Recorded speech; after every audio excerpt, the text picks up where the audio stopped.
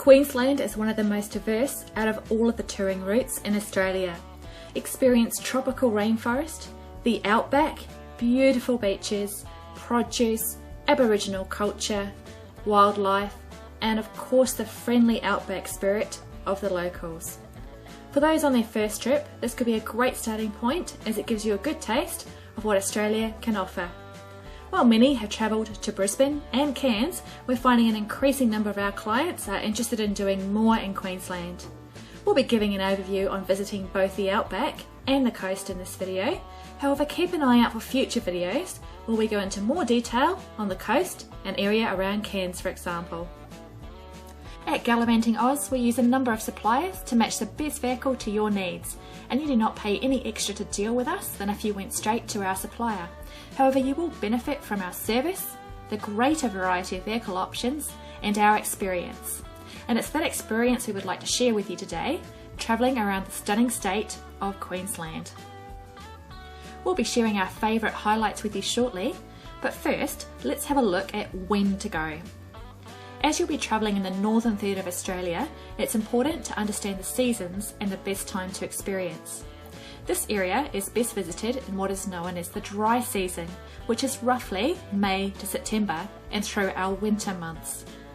The wet season, which is predominantly summer, is hotter, much more humid, and there are some roads in the northern third of the country which may become impassable.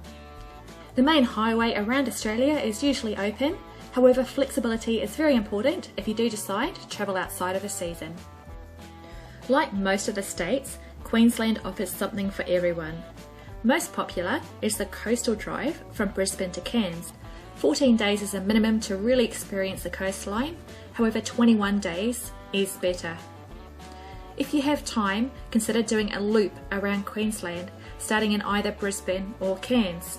For this, the distance is nearly 5,000 kilometres and we suggest a minimum of 28 days, but of course longer is better so you can really experience the outback spirit and enjoy the stunning scenery.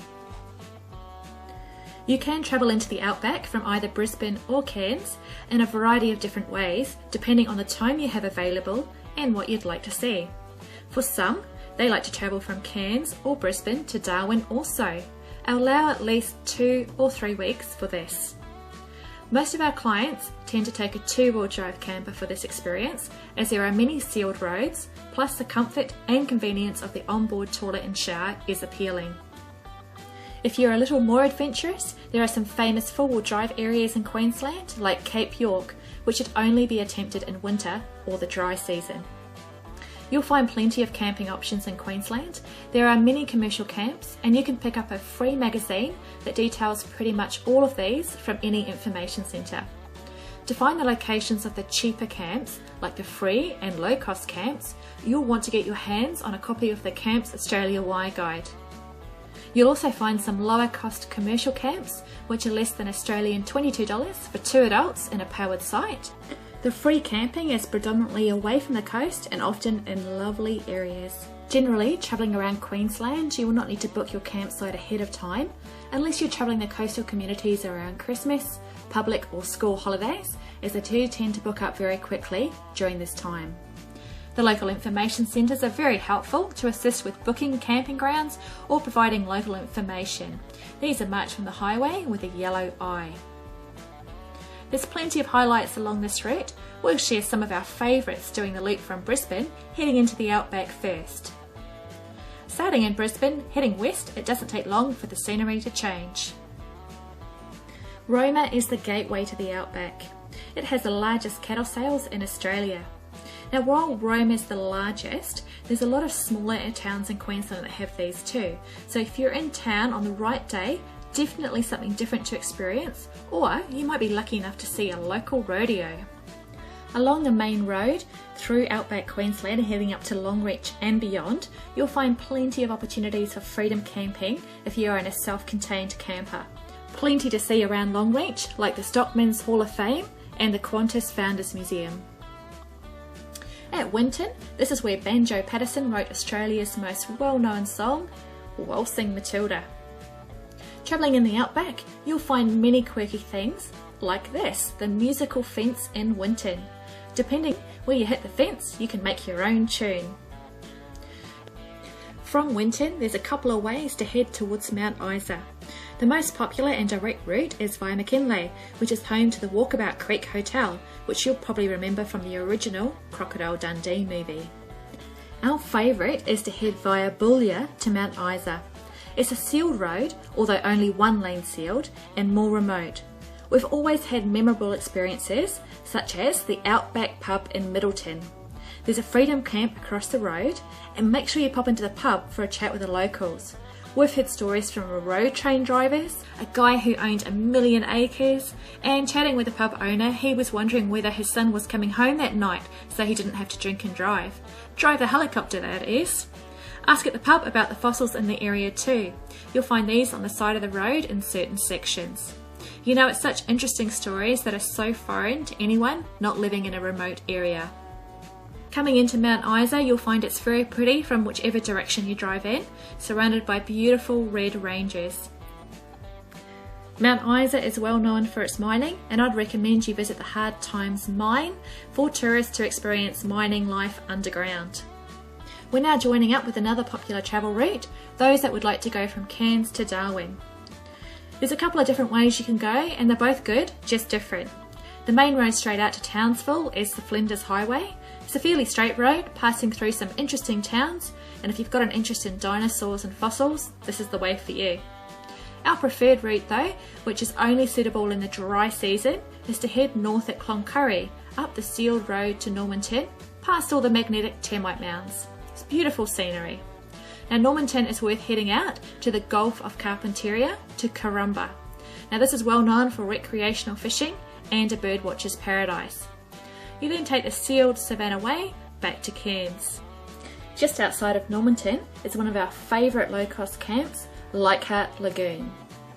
Another point of interest along this route is to visit the Andaro lava tubes. This is a great cave-like system which can be explored with a guide. There's a campground here too. It's not long before you find yourself in the Atherton Tablelands, which is also popular for a shorter trip from Cairns. Apart from the stunning scenery including waterfalls, farmland, dairies and little towns to explore, there's also a coffee plantation we're stopping at. There's also quite a bit north of Cairns to visit, like the northern beaches. Alice Beach is great if you don't want to stay right in Cairns.